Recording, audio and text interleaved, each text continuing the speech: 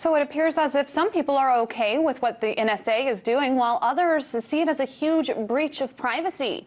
If you're wondering what these records give the NSA access to, the agency can figure out who you are calling, how long you spoke for, and the agency might even be able to determine where you were when you made that phone call, as well as the location of the person that you were talking to.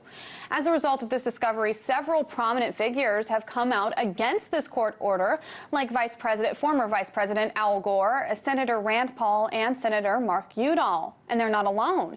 Here to discuss this story in further depth is Ginger McCall. She's the director of the Open Government Program at EPIC. Ginger, thank you so much for joining me. Thank you. So let's start off with Senator Dianne Feinstein. She chairs the Senate Select Committee on Intelligence, and she said that this court order, which was issued back in April, appears to be, quote, the exact 3-month renewal of the program that has been underway for the past 7 years. She went on to call that lawful. As a lawyer, do you see it as lawful? No, on multiple levels it's unlawful. First, there's the question of whether or not the Foreign Intelligence Surveillance Court really ought to be in the business of allowing for surveillance of purely domestic communications. And if you look at the order, this is for not only foreign communications, but also wholly domestic communications.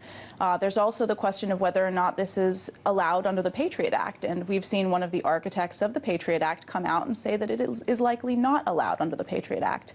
And then there's the Fourth Amendment question, whether it's permissible under the Fourth Amendment, which we believe it's not. Looking at this, it seems on its face to be an unreasonable search because it is such a dragnet search. Sure. So this court order refers specifically to Verizon Wireless, but it's possible that Verizon is not alone in these. Can you explain that a little bit further? It's likely that Verizon is not alone in these. In fact, I've seen news reports that have indicated exactly that. The news reports have indicated that AT&T and other major cell phone companies have similar orders. Now, is there any way to be able to be protected? Is there any phone service that will protect you at all from these kind of searches and seizures? Or are we really at the whim of the government at this point? At the whim of the government. We certainly don't know of any phone service that would be protected. We're also not sure if this extends to emails and other communications as well. Okay. Now, I want to bring up something that the Verizon Executive Vice President and General Counsel Randy Milch sent out to his employees today, kind of talking about this. It's a brief statement, but in it, it says that the company has no comment, but also noted that the alleged court order that The Guardian published on its website contains language that compels Verizon to respond, forbids the company from revealing the order's existence, and excludes the production of content of any communication or the name, address, or financial information of a subscriber or a customer.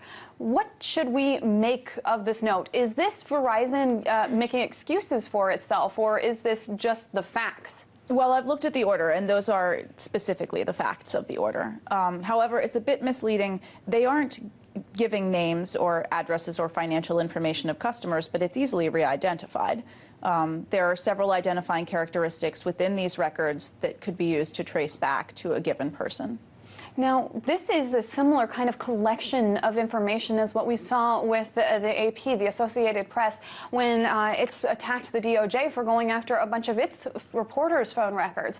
Now, as a response to the AP DOJ scandal, there was a lot of outcry, both from lawmakers and also from media outlets. And the media has very specific protections when it comes to what the government can and cannot obtain. But the public doesn't, right? Oh, well, the public still has protections against what the government can and cannot obtain. So the Fourth Amendment, the Patriot Act, the Electronic Communications Privacy Act, all of these statutes and the Constitution protect the public against unreasonable searches by the government.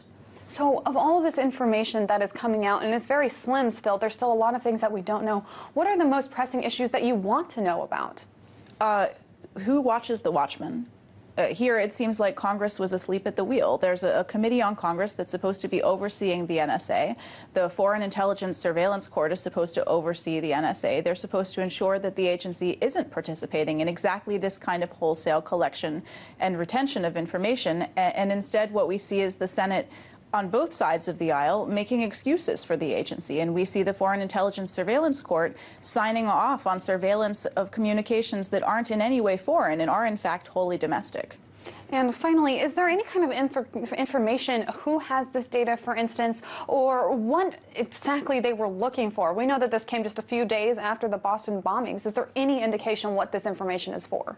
Well, this may have come a few days after the Boston bombing, but what we heard from Senator Feinstein is that this has been going on for 7 years. I think that she meant for that to be a comfort to the American people, but they shouldn't certainly be comforted by the fact that this program is ongoing and has always been since probably 2006.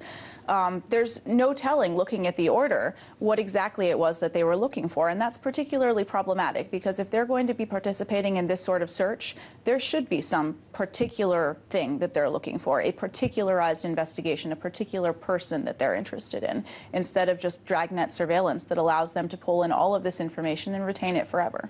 And what we do know is that these documents that were obtained give us a very exclusive sneak peek into what we are not supposed to know and what Verizon and other wireless companies are not supposed to be telling us. And this information isn't even supposed to be declassified until 2038, so I hear. Ginger McCall, Director of the Open Government Program at EPIC, thank you so much for your insight. Thank you.